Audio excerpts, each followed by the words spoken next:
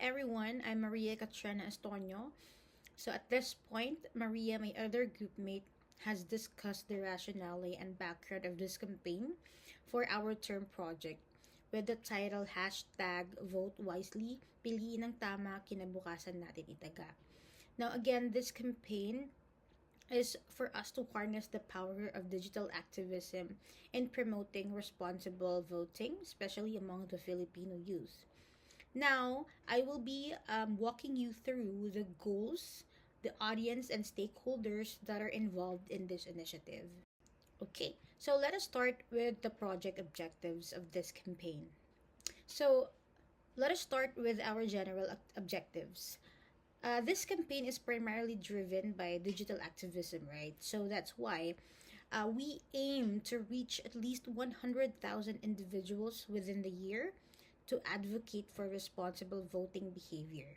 Now, we know that 100,000 may sound ambitious, but we believe that it's grounded in the idea that social media nowadays is a powerful amplifier, especially in the country like here in the Philippines, where the internet penetration is really high and the engagement of young people on digital platforms is really incredibly active.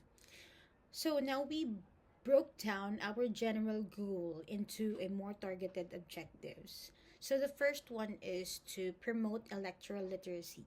So that means we want people to understand how voting works and why their votes matter, and of course how to critically evaluate the candidates. Another focus that we want to highlight is the flagging and fighting of misinformation online. So, as we all know, digital spaces nowadays are breeding grounds for propaganda, and from there, our campaign seeks to help users spot and challenge those false information or narratives. Now, another big part of this campaign is to encourage youth political activism. Given that the youth make up to 37% of the electorate here in the Philippines, they have immense or a huge potential to shape our future. Okay? Now, we also want to instill digital responsibility where we encourage people to think before they post or share, especially about political matters. Okay? And lastly, this all ties into our larger mission, which is to strengthen the democratic processes by nurturing civic responsibility and empowering our voters to see themselves as active participants in shaping the governance. That means we want to empower them that their vote really matter, okay, in shaping and molding the future of our country. Let us now move on to the target audience and stakeholders for this campaign. Okay, now let's talk about the target audience. So, our primary audience is the Filipino youth aged 15 to 35. Um, we'd also like to highlight that under RA 8004, the Filipino youth are not just beneficiaries of programs, but they are essential participants in nation building. Okay. It's also interesting to note that 3.95 million of the Filipino youth are still not registered to vote. And that is just a huge number of voices that we hope to mobilize. Okay. We also can say that um, they are heavy users of social media. They are social media savvy. That could also be both a risk and an opportunity because they are exposed as well to a lot of misinformation. But that can also make them the prime candidates to become agents of change once they are given the proper education or information. We also have our secondary audience, okay?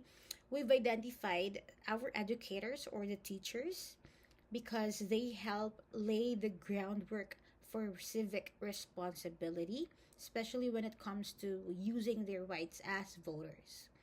Okay, next is the parents and guardians. So they have that power in shaping the voting culture at home. Okay?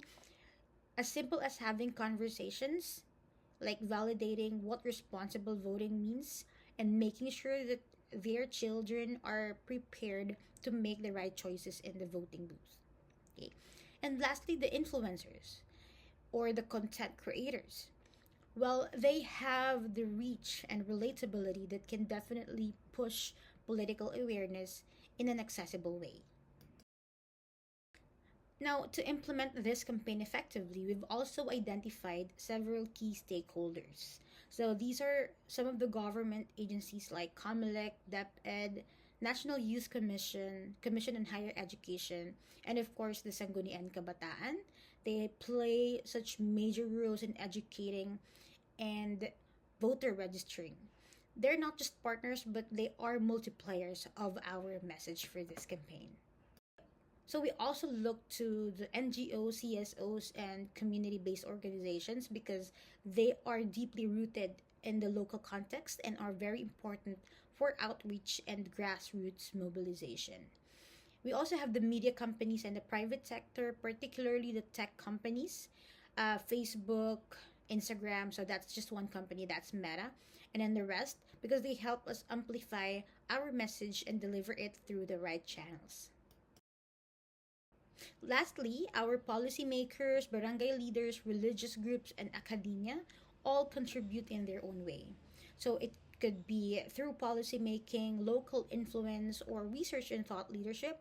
Their support is very important to the success and sustainability of our campaign. So that is the last part of my presentation, but I will now turn this to Anne, who will be discussing the next part of our term paper. Thank you, everyone.